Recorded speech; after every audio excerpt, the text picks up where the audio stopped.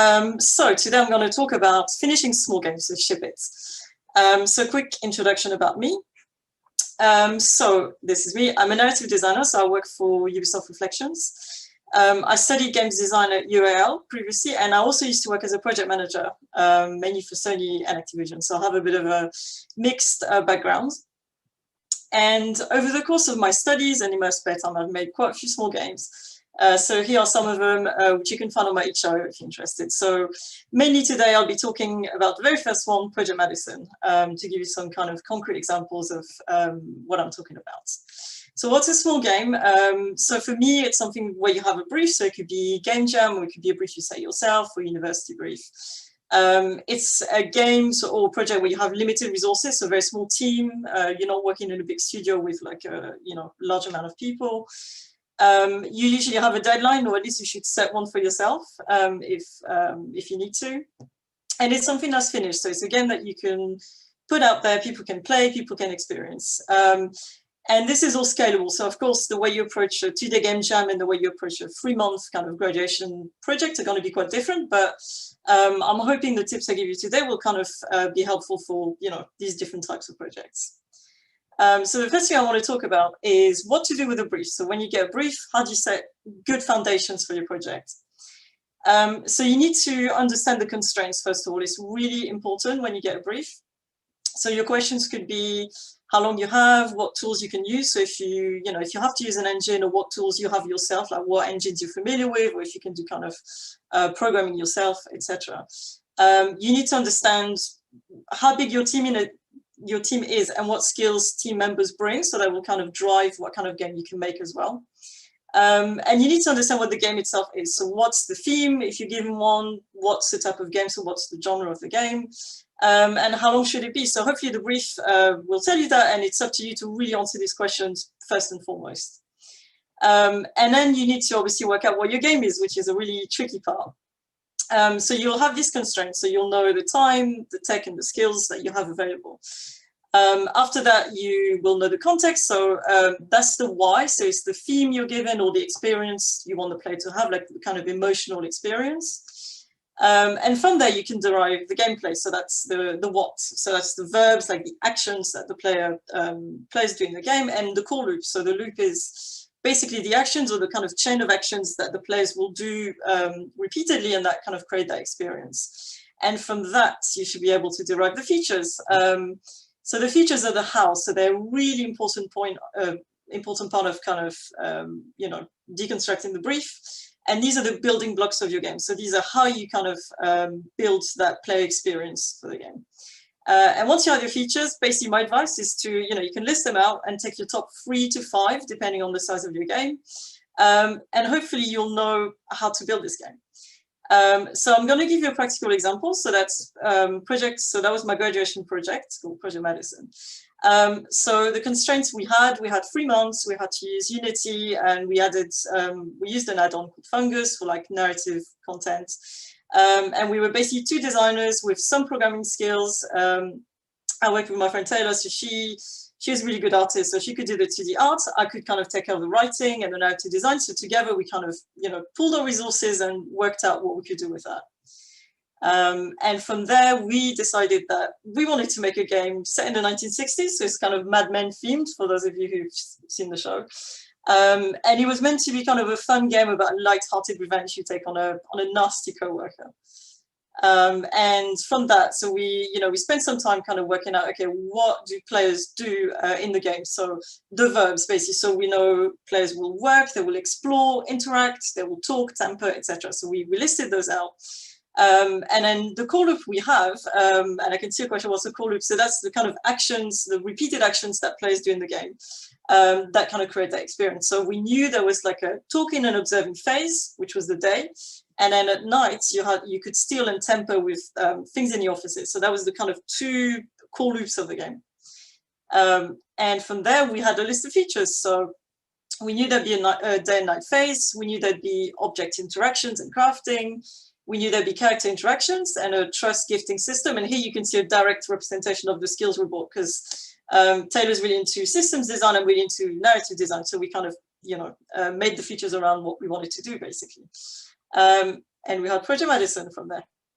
So when you have this kind of, when you know what you're going to do with your game, obviously a really important part of making especially a small game is to manage your resources. So that's about the team and their tools.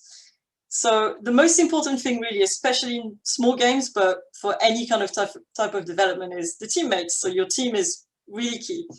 It's really hard to work in teams. So I'm going to give you some values to kind of try and keep in mind when you work with people. Obviously, respect and empathy. You know, you're going to work with people who have different backgrounds, different kind of ideas of what they want to make, maybe different disciplines, which are not the same than yours. So it's really important that you kind of respect that and build empathy. And if you do it for others, others will do it to you as well. So you want to create that kind of good experience of working together and ultimately, you know, make a good project together.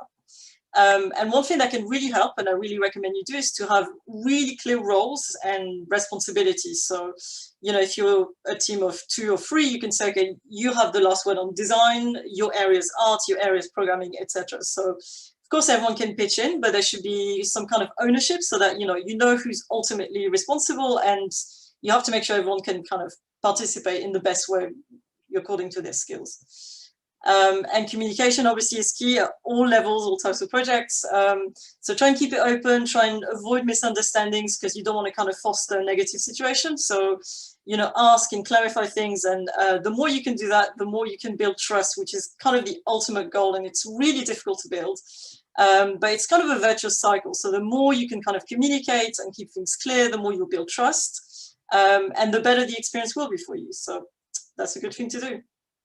In terms of the tools, the actual tools themselves. So it will depend on your brief as well and on your skills. So for example, if you're a programmer or you have a programmer on your team, it could be that you can code everything from scratch, and that's awesome. But if not, as was our case, for example, you'll probably use an engine. So it's about, there's plenty of engines out there. There's more than this list. It's about finding the right one for your game. So unless you're told explicitly to use one, try and find one that you can use and that kind of serves the purpose. And in terms of assets, again, you know, you may have an artist on the team who can kind of make cool stuff in Photoshop or Illustrator or Blender, 3ds Max, etc. If not, it's fine, because there's plenty of really good assets you can find online. So these are just some places you can find them. And again, it's about making sure you kind of find the assets that fit your game. You shouldn't be building your game around the assets. It should be the other way around. And also, one thing to mention is, you know, you shouldn't be afraid to kind of get support. So there's loads of add-ons you can use on engines like Unity, for example, like Fungus, which is and Ink, which are more narrative focused tools. There's Adventure Creator for more point-and-click adventure games. And as I'm sure you all know, there's tons of really good tutorials everywhere, like on Udemy, on YouTube for free. If you use Unity, Brackets is really awesome. We used it a lot. And just one thing to remember is, obviously, whenever you use stuff, especially art assets, make sure you check the license and make sure it's okay for you to use them. Make sure you credit everything, even if, you know, you might see, oh, you don't need to credit this one. Just do it anyways. It's just good to do that. And double check the rules. You know, if you're in a game jam, there may be some specific rules you have to kind of follow. So just make sure you're clear on that. And again, just to give you a quick example of what we did. So for Madison, we use Unity. We use, so Taylor's really good artist, so she actually made assets in Illustrator and Photoshop, and we use free sound for sounds because neither of us can make sounds, basically. And we use Fungus, so we use like an add-on for narrative features, which was really cool. So I was able to make cinematic, like kind of tiny cinematics really easily. And of course, we relied on, you know, some awesome tutorials that you can find out there. So once you have that, so hopefully you know your game, you know who you're working with, what skills you have. So how do you kind of schedule the time? That's a really important part. It's really easy to just throw yourself into making something, but my advice to you would be to kind of plan ahead as much as possible, because that's going to avoid a lot of headaches later on. So when you talk about games, there's usually kind of 3 big phases to producing a game. You have the concept phase or pre-production, which is, okay, what are we making? So you kind of sit down and decide, this is our concept, these are our features, as we talked about earlier. These are the roles, so this is how it's going to work. Then, of course, you have the making phase where you do the cool stuff. So you source or you make the assets, you put all the features in, you add the content, you code the game. And during this phase, you can play test and iterate. So you make the game happen, basically. And the last phase is to finish it, obviously. So you have to lock the content, you have to fix the bugs, ideally polish, and release. So that looks simple, but there's a really difficult stage, which is the one between making and production, making and finishing, because it's really hard to kind of stop adding things to a game. Like, especially as a designer, for me, I find it hard to stop iterating on features and to stop, you might find that you have an awesome idea and you really want to put it in, but it's too late. It is too late usually. So try and have like a hard stop to these. So you can say after this date, not adding anymore, we're going to polish. And so, of course, making is important, but so are the concept and polish phases. So don't neglect them and try and kind of allocate a bit of time for, for all three, basically. And some concepts to help you kind of think about this. So I think a lot of speakers today talked about them really eloquently, so I'm not going to go into too much detail. But project management, you should really look into version control. It can avoid you a lot of kind of game-breaking bugs or issues with the team. Good methodology for development is Agile, which is based around tasks and sprints. So you will have some kind of goals per weekly or bi-weekly. You can use free kind of tracking software like Trello is really good. I'll show you an example in a second.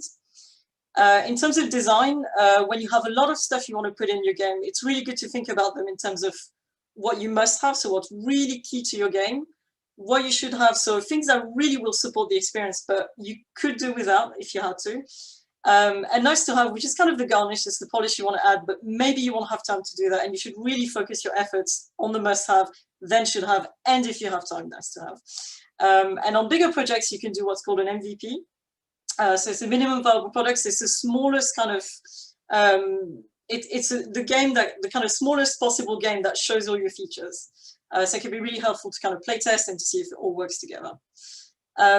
And just in terms of making the game itself and the whole phase, my advice is to do what's called always playable. So it means that your game, at the end of the day, when you check in your content or, when you kind of log off, it must be playable. So don't leave game-breaking bugs. It should always be, you should always be able to give it to someone to play. And focusing on that will, again, kind of prevent a lot of issues later on where you build bugs on top of bugs. And content lock. So I'll come back to that in a minute, but it's the idea that, at some point you will have to stop iterating, as hard as it is. So again, for Madison, so we use Trello, so I'm not going to go through all of it, but just to give you a visual idea of how it looks like. So it's a card-based system. So it's really good to assign things to others, to kind of see what areas need, a bit of support. So we had 3 months to make Madison. We spent roughly 2 to 3 weeks in concept, 2 months of really making it in Unity. And then we polished for 2 to 3 more weeks. We had a hard stop 1 week before the deadline to make sure we didn't find any kind of massive bugs just before, finishing the game. We use Trello, we use Unity version control, which is called Collab, which is quite good. And like I said, when we reach that kind of end phase, we really focused on polishing rather than just adding stuff. So it's kind of quality over quantity when you reach the end of the project. And finally, hopefully, when you've gone through all that, you're kind of ready, or you're almost ready to finish your game. So what do you need for the deliverable? So I'm just going to say one more time, at some point, please stop adding stuff. It's really hard. But when you reach that point, give yourself a deadline and stop iterating, stop adding content. And if you have to, it's really hard, but cut features. It's better to have like some really tight features that work together rather than just adding loads of them, however good they are. But if it's buggy or if you can't really get a good player experience, you'll kind of waste a lot of your work. So it's all, again, quantity over quality. Sorry, quality over quantity. And your focus always should be to have something playable and polished. So that's what you want to kind of finish with, and that's what you want to show off, basically. So once you're ready, once you have your game files and, again, playable version, you should probably prepare a bit of metadata. So that's your title, your game description, maybe key features, like a few bullet points. So, if you publish your game, people will know what to expect. You should also clarify the team members and roles. So how do people want to be represented? So just spend a bit of time just working out, how you're going to present that to the public, basically. And then you can publish, which is a really great moment. So my recommendation is to use Itch. So that's what I've used for my project. There's loads of other kind of shop fronts or places online where you can publish games. So, Use whatever's suitable for you, but itch is free, it's quite easy, and you can get a lot of eyes on your project, so that's good. Make sure you create a link to your game and make sure you put it in your portfolio, because that's a good thing with small projects is they really show your skills, they show that you can finish things. And if you are looking for design roles in the industry, it's really important to show that you can kind of take something to completion. And again, an example of what we've done for Madison. This is our itch page, which you can find from our portfolio if you want to. So it's fairly simple. It's got the description, it's got the key features, it's got the team with a link to the portfolios and some screenshots so people can see what the game looks like. If you do exhibit your game, so in our case, we exhibited a couple of times. So we made some cards actually with the kind of game artwork and a link to the game. And that could be really good if you if it's really busy and people don't have time to play a game, you can just hand a card and say, hey, just go home and play it and give us some feedback. So you can get them printed for cheap, or you can even make some yourself if you want to. And yeah, we created a link, which is everywhere. So we've put it in our portfolio, it's on the cards, and it's a really quick way to kind of get people to, to check it out, basically. So that's a lot of information, but in conclusion, when you make a small project, so try and focus on turning the brief into a game. So make sure you're aware of all your constraints, what your team can do, and turn that into an actual plan. Maximize your resources. So again, you'll have limitations on your skills, on the engines you can use. It's okay, you can do a lot with quite little a lot of the time. So just be aware of what you can do and maximize that. Make sure you have a good team environment so you can all do your best. And proactively manage your development. So it's really easy to kind of throw yourself into a project, but spend a bit of time kind of giving yourself some deadlines, planning, when you're going to do what, and that's going to really pay off, I guarantee you. So it's really worth doing. And always focus on playable finished games. So when you make small games, that really should be, your number one priority is it finished? Is it playable? With more time, you can do better, you can do bigger, but, you just want to make something that's quite tight and that people will enjoy playing. And I just want to leave you with the conclusion that making games is obviously very hard, as I'm sure, some of you would have experienced. It's hard for everyone at all levels. So what it takes is always, as always, it takes practice, and hopefully you will have fun making your games. And that is it for me. Thank you very much. Thank you very much for that, Pauline. That was really great. I'm just we've got a couple of questions I just wanted to quickly fire out, if that's okay. So Scott on the YouTube channel, he said, do you have internships specifically for narrative designers at Ubisoft? Not that I know. We have graduate roles and junior roles, but I'm not aware of any internships. I'll probably say reach out to our recruiting team. They may be able to tell you more, but as far as I'm aware, we don't have them.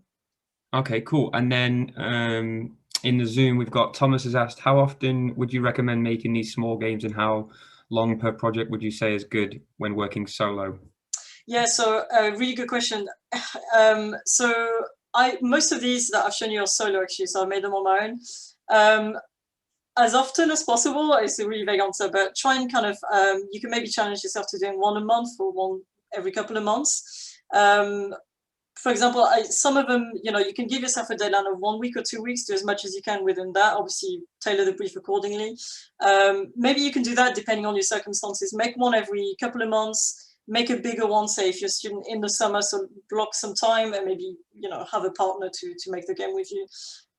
Yeah, so as often as possible. And the idea is that that's going to help you build your portfolio, and over time you can curate. So you can show you've done loads of little projects on your itch, but maybe your portfolio will have like your most impressive work. So nothing is ever wasted, and you're going to level up every time you make one. So it's really good to kind of keep practicing. Okay, cool. Yeah, and then just quickly, there's a couple more in there, so you might have to go in and type them, but there's one more here that just popped through. Will we be able to access the slides afterwards? Is that something you'll be able to share the presentation with us? Yeah, sure, I can. So I'll post my details, but I'm on Twitter and LinkedIn. If you would like the slides, I'd be happy to send them over to you. I'll put them on my website as well later. But yeah, absolutely, no problem. Awesome. Well, look, thank you very much for taking the time out today. That was great. And yeah, for everyone that's listening or hasn't been listening all day, we will be chopping all these videos up and putting them on our YouTube channel, so you'll be able to access them there again. But thank you again for taking the time out. That was really great.